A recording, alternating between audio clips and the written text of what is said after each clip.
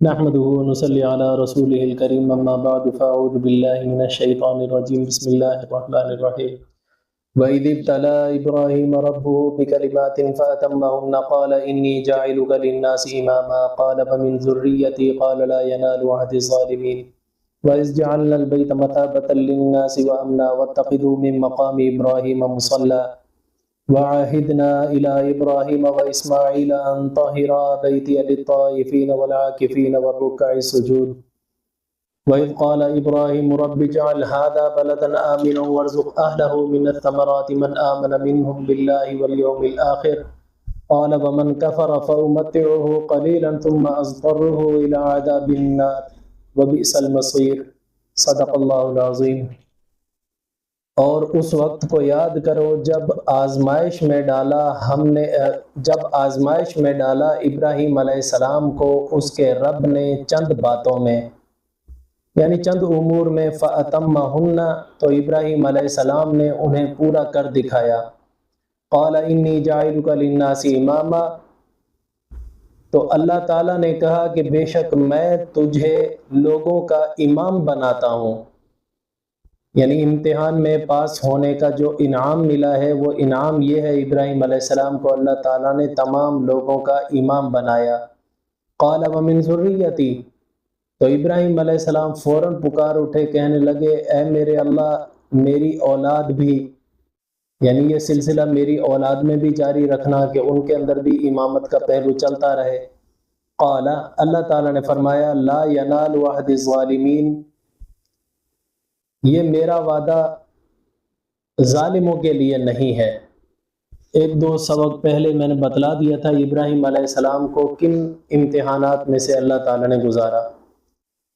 امتحان لینے کا مقصد بھی میں نے بتایا تھا، یہ ضروری نہیں ہوتا کہ امتحان اس کے خود کے کھرا اور کھوٹا ہونے کا لیا جائے، سچا یا جھوٹا ہونے کا لیا جائے، یہ ضروری نہیں ہے، بلکہ کئی دفعہ امتحان اس وجہ سے بھی لیا جاتا ہے تاکہ دوسروں کے سامنے اس کی عزت اور عظمت کا اظہار ہو جائے، جن کو نہیں پتا اس کے مرتبے کا ان کو بھی پتہ چل جائے یہ کس لیول کا آدمی ہے۔ تو ابراہیم علیہ السلام کا بھی امتحان اللہ تعالیٰ نے اسی وجہ سے لیا کہ اللہ تعالیٰ تمام لوگوں کو دکھانا چاہتے تھے کہ میں نے جسے خلیل بنایا ہے اس کا مرتبہ اور مقام دیکھو۔ فَأَتَمَّهُنَّ ابراہیم علیہ السلام ان آزمائشوں میں پورے اترے، جب پورے اترے تو اللہ تعالیٰ نے اعزاز کے طور پر انہیں جو تمغہ دیا ہے وہ دیا ہے لوگوں کی امامت کا۔ قَالَ إِنِّي جَاعِلُكَ لِلنَّاسِ إِمَامًا امام کس کو کہا جاتا ہے؟ امام اس انسان کو کہا جاتا ہے جس کے اقوال میں اور اس کے افعال میں لوگ اس کی اتباع کرتے ہوں، اس کی اقتداء کرتے ہوں، اسے امام کہا جاتا ہے۔ جیسے مثال کے طور پر ہم اہل سنت والجماعت کے نزدیک امام ہر اس شخص کو کہا جائے گا جو ہماری دینی رہنمائی کرتا ہے، چاہے وہ علم حدیث میں کرے تب بھی ہمارا امام ہے، چاہے وہ علم تفسیر میں کرے تب بھی ہمارا امام ہے، چاہے وہ ہماری علم فقہ میں کرے تب بھی ہمارا امام ہے۔ امام ہمارے نزدیک اہل سنت کے نزدیک صرف یہی ہے کہ ایسی معتبر ترین شخصیت کے جس کے افعال اور اقوال اتنے طاقتور اور اہمیت والے ہوں کہ اس کی اتباع کی جا سکتی ہو، اس کو امام کہتے ہیں۔ مسجد کے امام کو بھی امام اسی وجہ سے کہا جاتا ہے کہ لوگ اس کی اتباع کر رہے ہوتے ہیں۔ لیکن شیعہ مذہب کے اندر امام کا یہ مفہوم نہیں ہے۔ شیعہ کے نزدیک پہلے ایک بات سن لو کہ شیعہ مذہب میں امام کا درجہ نبی سے اونچا ہوتا ہے۔ جو شرائط نبی کے اندر ہیں وہ شرائط ساری کے سارے امام کے اندر پائے جاتے ہیں، بلکہ امام کے اندر نبی سے اونچا ایک وصف اور بھی پایا جاتا ہے۔ مثال کے طور پر اہل سنت والجماعت کے نزدیک نبی کون ہوتا ہے؟ نبی انسان ہی ہوتا ہے، لیکن انسانوں میں سے اعلیٰ قسم کا انسان ہوتا ہے، عام انسانوں کی طرح انسان نہیں، اعلیٰ قسم کا انسان ہوتا ہے کہ دنیا میں اس نبی کی برابری کرنے والا امتیوں میں کوئی نہیں ہوتا۔ ایک بات۔ دوسری بات، نبی پیدائشی نبی ہوتا ہے مرتے دم تک وہ نبی ہی رہتا ہے۔ تیسری بات، نبی اللہ تعالیٰ اس کو سلیکٹ کرتا ہے کہ جس میں کسی قسم کی کوئی خامی اور نقص نہیں ہوتا۔ مثلا بچپن سے لے کر مرنے تک نبی سے کبھی بھی کوئی گناہ سرزد نہیں ہوتا۔ اگر کوئی چھوٹی موٹی لغزش ہو بھی جاتی ہے تو وہ اللہ کی طرف سے معاف ہوتی ہے۔ اس وجہ سے نبی کو کہا جاتا ہے معصوم۔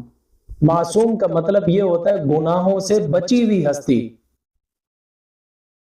اگر گناہ ہو بھی جائے، مثلا چھوٹی موٹی کوئی لغزش، کوئی خطا ہو بھی جائے تو وہ بھی اللہ کی طرف سے معاف ہوتی ہے۔ نبی معصوم بھی ہوتا ہے، نبی مغفور بھی ہوتا ہے۔ معصوم یعنی گناہوں سے بچا ہوا ہوتا ہے، گناہ اس سے سرزد نہیں ہو سکتے۔ جیسے فرشتوں سے گناہ سرزد نہیں ہوتے، نبی سے بھی گناہ سرزد نہیں ہوتے۔ فرشتے معصوم ہیں، نبی بھی معصوم ہیں۔ اگر چھوٹی موٹی لغزش کسی نبی سے ہو بھی جائے تو وہ بھی اللہ کی طرف سے اعلان کیا ہوا ہے کہ بخشے بخشائے ہیں، وہ مغفور ہیں۔ ان سے قیامت کے دن ان کے گناہوں کا کوئی مواخذہ نہیں۔ اول تو گناہ ہوگا نہیں، چھوٹی موٹی جو لغزش غلطی ہو بھی گئی تو بھی ان سے کوئی مواخذہ نہیں ہے۔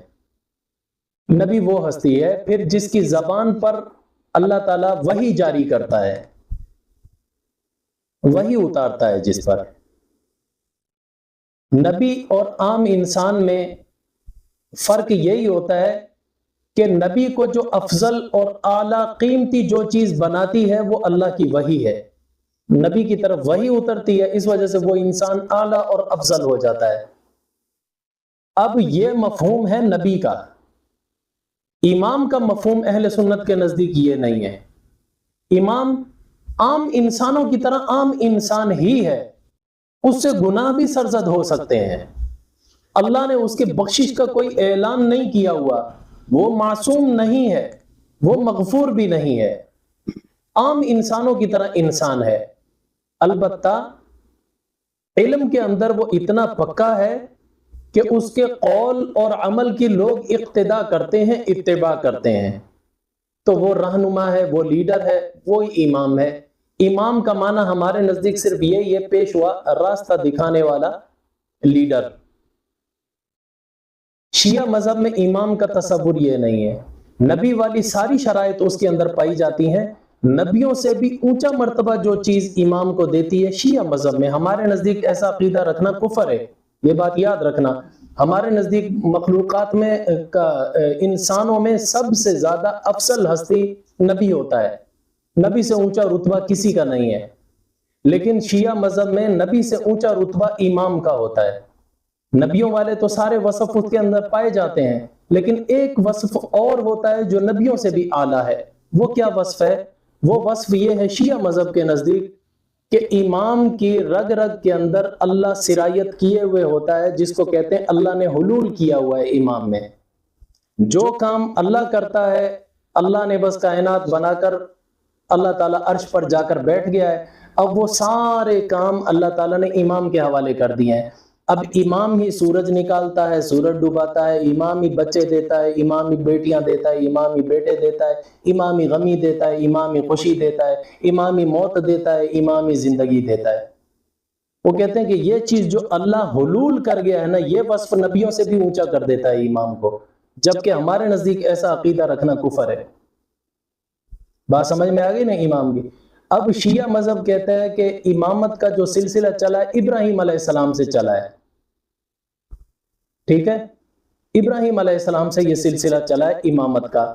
وہ امامت اپنے مذہبی لحاظ سے اس معنی میں لے رہے ہوتے ہیں جو میں نے ابھی بتایا ہے، جبکہ ابراہیم علیہ السلام کے اندر جو امام کا تذکرہ آیا ہے کہ ان کے اندر اللہ تعالیٰ نے امامت کا سلسلہ جاری کیا، خود ابراہیم علیہ السلام کو امام بنایا اور آگے ان کی اولاد میں بھی سلسلہ جاری کیا۔ وہاں پر امام سے کیا مراد ہے؟ وہاں سے مراد ہے انبیاء اکرام، جو لوگوں کے لیے پیشوائی کا، رہنمائی کا سبب بنے۔ خود قرآن مجید کی آیت اس کی تفصیل بیان کرتی ہے، وَجَعَلْنَاهُمْ أَئِمَّةً يَهْدُونَ بِأَمْرِنَا۔ اللہ تعالیٰ نے ابراہیم علیہ السلام کی اولاد میں ایسے امام بنائے جو لوگوں کے لیے یہدون بامرنا، جو لوگوں کو ہدایت دیتے تھے ہمارے احکامات کی، یعنی انبیاء اکرام کا سلسلہ جاری کیا۔ اب ابراہیم علیہ السلام نے جب کہا کہ میری ذریت میں یہ سلسلہ یا اللہ جاری کر دے، تو اللہ تعالیٰ نے وعدہ کیا کیا؟ ذریت میں تو جاری کروں گا، لیکن ان کو یہ عہد نہیں نصیب ہوگا، ان کے لیے نہیں ہے میرا وعدہ جنہوں نے ظلم کیا۔ ظلم سے مراد کیا ہے؟ یعنی جو گناہ گار ہیں۔ گناہ ہونا نبوت کے خلاف ہے۔ اللہ تعالیٰ نے اشارہ کر دیا کہ جس میں گناہ ہوگا اس کو نبوت عطا نہیں کی جائے گی، اور یہ ہمارا بھی عقیدہ ہے۔ نبی معصوم عن الخطا ہوتا ہے، اس سے کوئی گناہ سرزد نہیں ہوا کرتا۔ شیعہ کہتے ہیں کہ نہیں، یہ وصف امام کا ہے۔ اب دیکھو ذرا نزاع ان کا جھگڑا سمجھنے کی کوشش کرو، میں اصل بات اس طرف لے جانا چاہ رہا ہوں۔ شیعہ اس چیز کو دلیل بنا کر کہتے ہیں کہ ابو بکر اور عمر خلافت کے لائق ہی نہیں تھے۔ کیوں؟ وہ کہتے ہیں کہ دیکھو جو نبی والے وصف ہیں امام کے اندر سارے پائے جاتے ہیں۔ امام کا ایک وصف اور اعلیٰ بھی ہے۔ نبی کا وصف کیا ہے کہ اس سے گناہ سرزدی نہیں ہوتا جب سے پیدا ہوا ہو۔ تو ابو بکر اور عمر تو کفر کی حالت میں تھے، بعد میں انہوں نے ایمان قبول کیا، تو مطلب کیا ہے کہ پہلے یہ کفر کر چکے ہیں نا، لہذا ان کے اندر اب وہ امام بننے کی صلاحیت نہیں ہے۔ ہم کہتے ہیں کہ وہ نبوت کی قید ہے، نبی بننے کی ان میں صلاحیت نہیں ہے۔ امام جو شیعہ معنی لے رہے ہوتے ہیں وہ نبی سے بھی افضل مان رہے ہوتے ہیں۔ ہمارے نزدیک امام کا یہ معنی نہیں ہے، اس وجہ سے ہم کہتے ہیں امام خلیفہ کے معنی میں ہے، اور خلیفہ بننے کی صلاحیت ہر مسلمان کے اندر موجود ہے جس کے اندر قابلیت ہے۔ یہ ہے اصل نزاع کے سبب اور وجہ۔ اصل میں انہوں نے امام کا معنی غلط لیا، ہم نے امام کا معنی اور لیا۔ اسی وجہ سے من کنت مولا فعلی مولا، وہاں پر بھی جو مولا ولا سے بنا ہے وہ اس کو ولایت کے معنی میں لے جاتے ہیں، ولایت ثابت کرنے کی کوشش کر رہے ہوتے ہیں، حالانکہ اس حدیث سے بھی ولایت ثابت نہیں ہوتی، اس سے دوستی والا معنی مراد ہوتا ہے۔ شیعہ کہتے ہیں نہیں، دوستی والا معنی مراد نہیں ہے، وہاں سے ولایت مراد ہے۔ اب اگر ولایت والا معنی مراد لیا جائے، یہ بحث لمبی ہو جائے گی یار، تو زیادہ ہی اس طرف چلی جائے گی۔ مختصر سی بتاؤں ایک بات، من کنت مولا فعلی مولا، ہم اس کا معنی یہ کرتے ہیں کہ نبی صلی اللہ علیہ وسلم نے فرمایا تھا جو مجھے دوست رکھتا ہے وہ علی کو بھی دوست رکھے۔ شیعہ کہتے ہیں نہیں، یہاں دوست کے معنی میں نہیں ہے مولا، یہاں پر مولا ولایت کے معنی میں ہے، جو مجھے لیڈر سمجھتا ہے، حکمران سمجھتا ہے، امام سمجھتا ہے، وہ علی کو بھی امام سمجھے۔ بات سمجھ میں آ رہی نا؟ ولایت کے معنی میں، خلیفہ کے معنی میں۔ ہم یہ کہتے ہیں کہ اگر تمہاری بات مان لی جائے کہ جو مجھے خلیفہ مانتا ہے وہ علی کو بھی خلیفہ مانے، تو خلیفہ کتنے ہو گئے ایک وقت میں؟ ایک وقت میں کتنے خلیفہ ہو گئے؟ دو، حضور صلی اللہ علیہ وسلم بھی، حضرت علی بھی۔ دنیا کی کوئی ایک ہسٹری، کوئی ایک سلطنت، کوئی ایک تاریخ ایسی دکھا دو کہ ایک وقت میں ایک ملک کے دو بادشاہ ہیں، ایسا ہوا ہے؟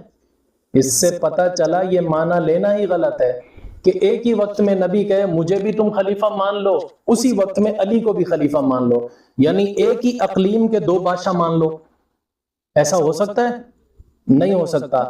ہاں، دوست کے معنی لو، معنی بن جائے گا، مجھے بھی دوست جانو، علی کو بھی دوست جانو، معنی بن رہا ہے۔ ایک بات۔ دوسری بات، اسی حدیث کا اگلا جملہ من کنت مولا فعلی مولا، اس کے بعد حضور صلی اللہ علیہ وسلم حضرت علی کا ہاتھ پکڑ کر دعا بھی مانگی، اللہم والی من والا وعادی من عادا، اے اللہ جو علی سے دوستی رکھتا ہے تو بھی اس سے دوستی رکھ، جو علی سے دشمنی رکھتا ہے تو بھی اس سے دشمنی رکھ۔ بعض الفاظ ایسے ہوتے ہیں اپنی ضد سے پہچان لیے جاتے ہیں۔ مثال کے طور پر آپ سے کوئی پوچھے یار روشنی کیا ہوتی ہے، تو آپ بتائیں گے یار روشنی وہ چیز ہوتی ہے جب وہ پھیلتی ہے تو پھر زمین کی اونچائی نیچائی، نشیب و فراز، کانٹے پدرا سب کچھ صاف ظاہر ہونے لگ جاتا ہے۔ جب یہ آپ نے تعریف کر دی تو اب وہ یہ نہیں پوچھے گا اندھیرا کیا ہوتا ہے، اندھیرا اس کو خود بخود سمجھ میں آ جائے گا، وہ بتانے کی ضرورت نہیں ہے۔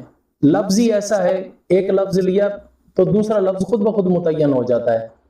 یہ ہوتا ہے ضد کے ذریعے دوسرے لفظ کو پہچان لینا. اب یہاں پر بھی اسی طرح ہے، اللہم والی من آلا وعادی من عادا. حضور صلی اللہ علیہ وسلم نے فرمایا جو علی سے دوستی رکھتا ہے اے اللہ تو بھی اس سے دوستی رکھ، جو علی سے دشمنی رکھتا ہے تو بھی اس سے دشمنی رکھ. یہ دشمنی کا لفظ بتلا رہا ہے کہ پہلا لفظ مولا کا جو لفظ ہے وہ دوست کے معنی میں ہے، کیونکہ دوست کے مقابلے میں دشمنی آیا کرتی ہے، بادشاہ کے مقابلے میں دشمنی نہیں آتی کہ تم جو مجھے بادشاہ سمجھتا ہے وہ علی کو بھی بادشاہ سمجھے. یا اللہ جس نے مجھے بادشاہ سمجھا تو بھی اس کو بادشاہ سمجھ لے، یہ تو معنی ہی نہیں بن رہا.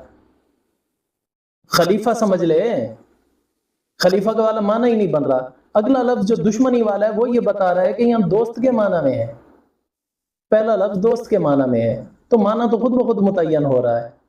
سمجھے نا؟ تو اصل بات میں یہ کہہ رہا ہوں کہ وہ اس معنی کے اندر لے کر جاتے ہیں اس حدیث کو. ولا امامت کے معنی میں ہے. امامت کا تصور ہمارا اور ان کا زمین آسمان کا ہے. بعض ہمارے سنی بھولے بھالے مسلمان وہ بھی کہتے ہیں یار علی کو اگر امام مان لیں تو اس میں حرج کیا ہے؟ بھائی حرج یہ ہے نظریے کا حرج ہے، لفظ کا حرج نہیں ہے. امام لفظ اچھا ہے، ہم مسجد کے امام کو جب امام کہہ سکتے ہیں تو مولا علی کو امام کیوں نہیں کہہ سکتے؟ کہہ سکتے ہیں، لیکن نظریے کا فرق ہے. ہمارے نزدیک امام عام انسان ہے، کوئی نبی کے برابر اس کا مقام اور مرتبہ نہیں ہے، جبکہ ان کے نزدیک امام نبی سے بھی اونچا ہے. وہ عقیدہ ہمارے نزدیک کفر ہے. بات سمجھ میں آ گئی نا؟ لفظ تو ایک ہی ہے لیکن اس کے نظریے کے اندر فرق بہت ہے. اس وجہ سے اگر کوئی اس نظریے سے امام کہتا ہے کہ نبی سے اونچا مرتبہ دینا چاہتا ہے تو اس کا دینا یہ جائز نہیں ہے. لفظ امام بھی پھر استعمال کرنا جائز نہیں ہے. ہاں اگر وہ عام انسانوں والا امام کہتا ہے، نبی کے برابر نہیں لے جاتا یا نبی سے اونچا نہیں لے جاتا، کوئی حرج نہیں ہے، بھلے لے جائے، بھلے کہہ دے. تو یہاں پر جو ابراہیم علیہ السلام کے اندر جو امامت کا سلسلہ جاری کیا اللہ تعالیٰ نے، اس سے مراد نبوت ہے، شیعوں والی امامت مراد نہیں ہے. شیعہ زبردستی اپنی امامت ثابت کر رہے ہوتے ہیں، پھر امام کا درجہ نبی سے اونچا کر کے دکھا رہے ہوتے ہیں. وَإِذْ جَعَلْنَا الْبَيْتَ مَثَابَةً لِلنَّاسِ وَأَمْنًا. اگلی آیت، اور اس وقت کو بھی یاد کرو جب بنایا ہم نے بیت اللہ کو مثابۃً للناس. مثابہ کے دو معنی ہوتے ہیں. ایک معنی یہ ہے، مثابہ کا معنی وہ جگہ جہاں بار بار آیا جائے.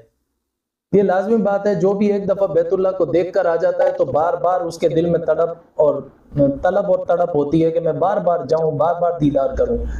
مثابہ کا ایک معنی یہ بھی ہے کہ اللہ تعالیٰ فرماتے ہیں ہم نے بنایا، اور اس وقت کو یاد کرو جب بنایا ہم نے بیت اللہ کو مثابۃً للناس، لوگوں کے لیے بار بار آنے کی جگہ. یہ بھی معنی ٹھیک ہے. دوسرا معنی ہے مثابہ، اس کا معنی ہوتا ہے ثواب سے بنائے، مثابۃً ثواب سے بنائے. پھر معنی کیا ہوگا؟ بنایا ہم نے بیت اللہ کو ثواب کی جگہ. کتنا ثواب ہے، کبھی سوچا ہے؟ حدیث شریف میں آتا ہے کہ جب کوئی بندہ طواف کرنے کے لیے جاتا ہے بیت اللہ تو اللہ تعالی جب وہ طواف کرنا شروع کر دیتا ہے تو ہر اٹھتے ہوئے قدم پر اللہ تعالیٰ اس کو 500 نیکیاں عطا کرتا ہے، اور جب وہ قدم رکھتا ہے تو پھر 500 گناہوں کو معاف کر دیتا ہے. اس سے زیادہ ثواب والی اور جگہ کون سی ہوگی؟ پھر دوسری بات، حدیث شریف میں آتا ہے کہ کعبۃ اللہ میں نماز پڑھنا، مسجد حرام میں نماز پڑھنا عام نماز کے مقابلے میں 1,00,000 گنا افضل ہے. 1,00,000 گنا افضل. یعنی ہم 1,00,000 فرض پڑھیں تو وہاں کا ایک فرض. اس سے زیادہ ثواب کی جگہ اور کون سی ہوگی؟ اچھا میں بتا رہا تھا کہ حدیث شریف میں آتا ہے جب بندہ طواف کر رہا ہوتا ہے نا تو ایک قدم جب اٹھاتا ہے نا طواف کے لیے تو 500 نیکیاں اس کے نامہ اعمال میں لکھ دی جاتی ہیں. جب قدم رکھتا ہے تو پھر 500 گناہ معاف کر دیے جاتے ہیں. جب 7 چکر پورے کر لیتا ہے تو جب استعلام کرتا ہے حجر اسود کا 7واں چکر پورا کر کے جیسے پلٹتا ہے تو پلٹتے ہی وہاں پر موجود فرشتے کہتے ہیں بھائی مبارک ہو تجھے، اب تو گناہوں سے ایسے پاک صاف ہے جیسے ماں کے پیٹ سے ابھی نکلا، اب تو اپنی زندگی کا نئے سرے سے آغاز کر۔ اس سے زیادہ ثواب والی اور جگہ کون سی ہوگی؟ ایک حدیث شریف میں آتا ہے ہر پل ہر وقت کعبے کے اوپر 120 رحمتیں برستی رہتی ہیں، 60 رحمتیں عمرہ یا حج کرنے والے کو مل رہی ہوتی ہیں، اور 40 رحمتیں طواف کرنے والے کو مل رہی ہوتی ہیں۔ یعنی حج کی الگ نیکیاں ہو گئی، رحمتیں ہو گئی، اور طواف کی الگ ہو گئی، ٹھیک ہے؟ اور باقی جو 20 بچی وہ کس کے لیے ہے؟ وہ صرف اس شخص کے لیے جو صرف دیکھتا ہے کعبے کو، کوئی عبادت نہیں کرتا، کوئی ذکر اذکار نہیں کرتا، صرف تکتا رہتا ہے۔ دیکھنے پر 20 رحمتیں اس پر اتر رہی ہوتی ہیں۔ ایک بات یاد رکھنا، کعبے کو دیکھنا طواف کے دوران نہیں ہے۔ بعض لوگ میں نے دیکھا ہے کہ وہ طواف بھی کر رہے ہوتے ہیں اور کعبے کی طرف ان کا منہ ہوتا ہے، چکر کاٹ رہے ہیں کعبے کو دیکھ رہے ہیں، یہ غلط ہے، یہ سنت کے خلاف ہے۔ جب طواف کر رہے ہوں کعبے کو نہیں دیکھنا، نہ کسی عید میں دیکھتے جاؤ، بس یوں طواف کرنا ہے۔ ہاں جب طواف سے فارغ ہو جاؤ، 7 چکر پورے کر لیے، پھر کعبے کو جی بھر کے دیکھو اور رو اور دیکھتے جاؤ اور خوش ہوتے جاؤ، پھر مرضی ہے۔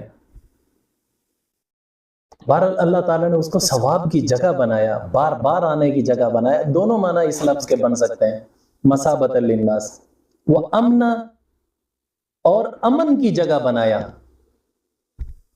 امن کیسا؟ ہر چیز کو امن ہے۔ جیسے آپ نے احرام باندھا حج کا یا عمرے کا، اب ہر چیز کو وہاں پر امن حاصل ہو جائے گا، یہاں تک کہ آپ اپنی جوں بھی نکال کر مارو گے، یہ بھی مارنا جائز نہیں ہے، اگر مار دی اس کا بھی تاوان دینا پڑے گا۔ اللہ تعالیٰ نے ہر چیز کو امن دے دیا ہے وہاں پر۔ یہاں تک فقہاء نے لکھا ہے کہ اگر کوئی مجرم بھی اگر ہم حرم میں آ کر چھپ جائے یا حرم میں آ کر پناہ لے لے، اس کو وہاں پر سزا نہیں دے سکتے۔ بعض ائمہ نے کہا ہے وہ تو مجرم ہے، اس کو جرم کی سزا دی جائے گی، لیکن امام ابو حنیفہ رحمۃ اللہ علیہ کا مسلک یہ حرم کے اندر اس کو سزا نہیں دے سکتے۔ ہاں حرم میں اس کو مجبور اتنا کر دیا جائے گا کہ وہ باہر نکل آئے، جب نکل آئے تو پھر اس کو سزا دے سکتے ہیں، ورنہ نہیں۔ میں اس کی یہاں ایک مثال دیتا ہوں۔ 1986 یا 84 میں تقریباً ایران کے شیعوں نے کعبۃ اللہ پر حملہ کیا تھا، ایرانیوں نے۔ ان کی سوچ یہ تھی ہم کعبے کو فتح کر لیں گے، پھر پوری دنیا پر ہماری شیعت نافذ ہو جائے گی۔ تو اس وقت سعودی گورنمنٹ بے بس ہو گئی تھی۔ پھر کچھ تو سعودی گورنمنٹ ان سے مقابلہ کرتی رہی، لیکن جب حرم کے اندر انہوں نے بہت سارے حاجیوں کو قتل بھی کیا اور خانہ کعبہ پر قبضہ بھی کر لیا، حج بھی روک دیا، حج کے دنوں میں سب کچھ کیا انہوں نے۔ یہ ویڈیوز اب بھی یہ نیٹ پر موجود ہیں، آپ دیکھ لینا، تفصیل کے ساتھ ڈیٹیل کے ساتھ ملے گی۔ اس زمانے میں پھر انہوں نے پاکستان گورنمنٹ سے رجوع کیا۔ اس وقت ضیاء الحق کی حکومت تھی، جنرل ضیاء الحق کی۔ تو ضیاء الحق نے پھر یہاں سے اپنے پاکستانی فوجی بھیجے تھے جنرل پرویز مشرف کی قیادت میں۔ یہ اس وقت پرویز مشرف جو ہے نا کچھ صحیح تھا، پھر بعد میں اس کو ڈالروں کا نشہ چڑھا ہے، جیسے یزید پہلے صحیح تھا صحابہ کے زمانے میں، بعد میں جب اقتدار میں آیا تو اس کو ڈالروں کا نشہ چڑھا، تو پھر اس نے اہل بیت کو بھی بدبخت نے قتل کرایا۔ تو وہی حال اس کا پرویز مشرف کا تھا۔ پہلے یہ بہت اچھا انسان تھا، بعد میں جب حکومت میں آیا، امریکی ڈالروں کا جب نشہ چڑھا ہے نا اس کو، پھر ڈاکٹر عافیہ صدیقی بھی بیچی، مسلمانوں کو پکڑ کے دیا، پھر یہ پٹڑی سے اتر گیا یزید کی طرح۔ تو بہرحال اس وقت اس کی قیادت میں یہ فوجی گئے تھے پاکستانی۔ اب حرم کے اندر کیونکہ یہ حنفی تھے، حنفیوں کے نزدیک جائز نہیں ہے وہاں پر سزا دینا، حرم کا تقدس پامال ہوتا ہے۔ پھر انہوں نے کیا کیا وہاں پر، انہوں نے سعودی گورنمنٹ سے اجازت لے کر انہوں نے حرم کو خالی کرایا حاجیوں سے، ان کو تو نکال لیا۔ وہ جو اندر قابض ہو کر بیٹھے ہوئے تھے ان کے اوپر زبردستی نہیں کر سکتے تھے، گولی نہیں چلا سکتے تھے، حرم ہے یہاں پر۔ پھر انہوں نے کیا کیا کہ وہاں پر پانی چھوڑا اندر، حرم نشیب میں ہے تو پانی چھوڑ کر باہر کے راستے سارے پانی نکلنے کے بند کر دیے، پانی چھوڑ کر انہوں نے اندر بجلی کے جھٹکے دیے۔ جب بجلی جھٹکے دیے نا اندر کرنٹ کے، تو خود ہی جو اندر چھپے بیٹھے ہوئے تھے نا وہ کیڑے مکوڑوں کی طرح سارے باہر آ گئے. جب باہر آ گئے انہوں نے سرنڈر کیا، پاکستانی فوج نے سب کو گرفتار کر لیا. پھر گرفتار کر کے حرم سے باہر لے گئے، پھر جن کو جو انجام کو پہنچانا تھا وہ کیا. اس طرح انہوں نے حرم کو خالی کیا. تو ہم امام ابو حنیفہ رحمۃ اللہ علیہ کے نزدیک اگر کوئی مجرم بھی حرم میں آ جاتا ہے تو اس کا راستے اتنے بند کر دیے جائیں گے وہ مجبور ہو جائے حرم سے باہر آ جائے. بس ان کا روٹی پانی بند کر دو، کچھ بھی کر دو، آخر وہ مجبور ہو کر نکلے گا تو پھر اس کو پکڑو. حرم کے اندر اس کو سزا بھی نہیں دے سکتے. جو حرم میں آ گیا وہ امن میں آ گیا. یہ تو اسلام میں تو اور زیادہ اس تعظیم کو اللہ تعالیٰ نے اجاگر کیا، ورنہ اسلام سے پہلے بھی مشرکین کی بھی حالت یہ تھی کہ اگر کسی کے باپ کا قاتل بھی اس کو حرم کے اندر گھومتا پھرتا نظر آ جاتا تھا نا، وہ وہاں انتقام نہیں لیتا تھا، کچھ بھی نہیں کہتا تھا، ترچھی نظر سے بھی نہیں دیکھتا تھا کہ میرے باپ کا قاتل ہے. اتنا حرم کے امن کا وہ بھی احترام کرتے تھے. لیکن جب ہمارے نبی صلی اللہ علیہ وسلم مبعوث ہوئے تو ان بدبختوں نے یہ احترام کرنا بھی چھوڑ دیا. ہمارے نبی کو حرم کے اندر بھی ایذائیں دیتے تھے، تکلیفیں پہنچاتے تھے. پھر جب مکہ فتح ہوا تو ایک دن کے لیے اللہ تعالیٰ نے ہمارے نبی کو اجازت دی تھی کہ آج تو نے جتنا خون بہانا ہے تجھے اجازت ہے، یہاں پر تو کر سکتا ہے. جب حجۃ الوداع کا خطبہ دیا حضور صلی اللہ علیہ وسلم نے اس میں یہی بات ارشاد فرمائی تھی، اے لوگو، اللہ نے اس جگہ کو امن کا گہوارہ بنایا ہے. اس کا امن اسی طرح قائم ہے جیسے پہلے تھا، اب بھی ہے.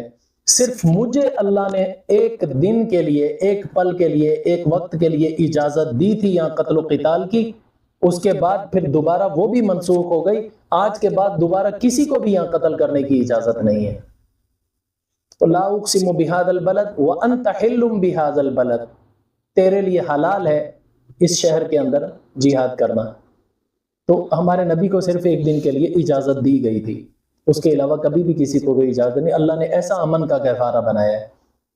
آگے فرمایا اللہ تعالیٰ نے وَاتَّخِذُوا مِن مَقَامِ إِبْرَاهِيمَ مُصَلَّى، اے لوگو مقام ابراہیم کو نماز کی جگہ بنا لو. مطلب کیا تھا؟ یہ آیت کب نازل ہوئی؟ حضور صلی اللہ علیہ وسلم نے اور حضرت عمر رضی اللہ تعالیٰ نے اور بھی صحابہ نے جب طواف کیا، طواف سے جب فارغ ہوئے تو حضرت عمر رضی اللہ تعالیٰ نے حضور صلی اللہ علیہ وسلم سے کہنے لگے، یا رسول اللہ، میرا دل چاہتا ہے یہاں پر طواف سے فارغ ہونے والا ہر شخص یہاں پر آ کر 2 رکعت نفل پڑھے مقام ابراہیم پر. حضور نے فرمایا، عمر، اللہ نے حکم نہیں دیا ابھی تک، میں اللہ کے حکم کے بغیر کیسے لوگوں کو کہہ دوں؟ تو حضرت عمر ابھی خاموش تھے. اللہ تعالیٰ نے وحی نازل کی، وَاتَّخِذُوا مِن مَقَامِ إِبْرَاهِيمَ مُصَلَّى، مقام ابراہیم پر نماز کی جگہ بنا لو. مطلب کیا ہے؟ جیسے کوئی شخص طواف کرے، طواف سے فارغ ہو کر 2 رکعت نفل پڑھے وہاں پر مقام ابراہیم پر. ہم حنفی ہیں، ہمارے نزدیک یہ 2 رکعت نفل پڑھنا ہر طواف کے بعد پڑھنا واجب ہے، چاہے وہ طواف حج کا ہو، چاہے وہ طواف عمرے کا ہو، چاہے وہ طواف نفلی ہو. نفلی طواف میں احرام وغیرہ شرط نہیں ہوتی، وہ احرام لپیٹنا بھی شرط نہیں ہوتا، عام سلے ہوئے کپڑوں میں بھی بندہ کر سکتا ہے. تو طواف جو بھی کریں اس کے بعد یہ نفل پڑھنا واجب ہے ہم حنفیوں کے نزدیک. باقی جو 3 امام ہیں، امام احمد بن حنبل، امام مالک، امام شافعی، ان تینوں کے نزدیک 2 رکعت نفل پڑھنا سنت ہے، بہرحال پڑھنے ہیں. تو اللہ تعالیٰ نے یہ وحی جو ہے حضرت عمر رضی اللہ تعالیٰ عنہ کی چاہت کے مطابق اللہ تعالیٰ نے اتاری. وَاتَّخِذُوا مِن مَقَامِ إِبْرَاهِيمَ مُصَلَّى وَعَهِدْنَا إِلَىٰ إِبْرَاهِيمَ وَإِسْمَاعِيلَ أَن طَهِّرَا بَيْتِيَ لِلطَّائِفِينَ وَالْعَاكِفِينَ وَالرُّكَّعِ السُّجُودِ، اور ہم نے حکم دیا ابراہیم علیہ السلام کو اور اسماعیل علیہ السلام کو، دونوں کو، کیا؟ أَن طَهِّرَا بَيْتِيَ، کہ تم دونوں کے دونوں میرے گھر کو صاف ستھرا کر دو. کن کے لیے؟ طائفین، طواف کرنے والوں کے لیے، والعاکفین، اعتکاف میں بیٹھنے والوں کے لیے، والرکع السجود، رکوع کرنے والوں کے لیے اور سجدے کرنے والوں کے لیے. یعنی مسجد ہے، بیت اللہ مسجد ہے، تو اس مسجد کا احترام اور تقدس اللہ تعالیٰ نے بیان فرمایا کہ ہر مسلمان پر لازم ہے کہ اس کی صفائی ستھرائی کا خیال رکھے، تاکہ آنے والے جس قسم کے بھی لوگ آ رہے ہیں، چاہے وہ طواف کرنے والے ہوں، چاہے وہ نماز پڑھنے والے ہوں، چاہے وہ ذکر اذکار کرنے والے ہوں، چاہے اعتکاف میں بیٹھنے والے، ان کو کسی قسم کی تکلیف نہ آئے. اللہ تعالیٰ نے اس وجہ سے یہ حکم دیا۔ ایک بات یاد رکھنا، یہودی اور عیسائی وہ کہتے ہیں کہ یہ جو اللہ تعالیٰ نے عہد لیا تھا نا اللہ کے گھروں کو صاف ستھرا رکھنے کا، یہ ابراہیم علیہ السلام اور اسحاق علیہ السلام سے لیا تھا، اسماعیل علیہ السلام سے نہیں لیا تھا۔ اس کا ہم جواب یہ دیتے ہیں کہ یہ اس وقت عہد لیا گیا جب ابراہیم علیہ السلام نے بیت اللہ تعمیر کیا ہے۔ جب بیت اللہ تعمیر کیا ہے، اسحاق علیہ السلام تو اس وقت پیدا بھی نہیں ہوئے تھے۔ خانہ کعبہ تعمیر ہونے کے 13 سال بعد اسحاق علیہ السلام پیدا ہوئے ہیں۔ تو یہاں پر تو اللہ تعالیٰ پہلے سے عہد لے رہے ہیں، جیسے گھر بنا ہے فوراً عہد لیا جا رہا ہے کہ طواف کرنے والے، نماز پڑھنے والے، رکوع کرنے والے، سجدے کرنے والے، اعتکاف میں بیٹھنے والے، ان کے لیے گھر کو پاک صاف کرو۔ تو یہاں سے صاف پتہ چلتا ہے یہ عہد ابراہیم علیہ السلام اور اسماعیل علیہ السلام سے لیا گیا تھا۔ عہد سے مراد یعنی اللہ تعالیٰ نے حکم دیا تھا میرے گھر کی صفائی ستھرائی رکھو۔ یہ تو اللہ تعالیٰ نے حرم شریف کا ہی بتایا ہے۔ حرم کے علاوہ جتنی بھی مساجد ہیں سب کی سب اللہ کے گھر ہیں۔ وَأَنَّ الْمَسَاجِدَ لِلَّهِ فَلَا تَدْعُوا مَعَ اللَّهِ أَحَدًا، ان مساجد کا بھی یہی حکم ہے۔ مسجدوں کو صاف ستھرا رکھنا چاہیے، ان میں گند کچرا نہیں پھینکنا چاہیے۔ گند کچرا چاہے وہ زبان کے ذریعے ہو چاہے وہ حقیقت میں گند کچرا ہو، مسجد کو دونوں چیزوں سے پاک صاف رکھنا چاہیے۔ مسجد میں بیٹھ کر دنیاوی باتیں، غلط باتیں، گندی باتیں کرنا، یہ مسجد میں گند کرنے کے مترادف ہے۔ اور گند حقیقی طور پر پھینکنا وہ بھی منع ہے۔ حدیث شریف میں آتا ہے کہ اگر کوئی ایک بال جتنا بھی کچرا پھینک دیتا ہے مسجد میں، حدیث شریف میں بال کی مثال دی گئی ہے، صرف بال ہی مراد نہیں ہے، بال جتنا بھی اگر کوئی کچرا پھینکتا ہے یوں سمجھو کہ اس نے مرا ہوا گدھا لا کر مسجد میں پھینک دیا۔ بعض لوگ ہمارے وہ ان پڑھ قسم کے لوگ ہوتے ہیں وہ سمجھتے ہیں صرف بال پھینکنا مراد ہے، کسی نے بال پھینک دیا تو اس نے مرا ہوا گدھا پھینکا، باقی چاہے وہ جو مرضی پھینک دے پھر وہ مرا ہوا گدھا نہیں شمار ہوگا۔ یہ بے وقوفانہ سوچ ہے ان کی۔ مطلب یہ حضور صلی اللہ علیہ وسلم نے قلیل سے قلیل مقدار بھی کچرے کی ارشاد فرمائی، اتنا سا بھی کچرا مسجد میں نہیں ہونا چاہیے، مسجد اتنی صاف ستھری ہونی چاہیے۔ آگے ابراہیم علیہ السلام کی دعائیں شروع ہو جائیں گی، وہ انشاءاللہ کل عرض کر دی جائیں گی۔ وما علینا الا البلاغ۔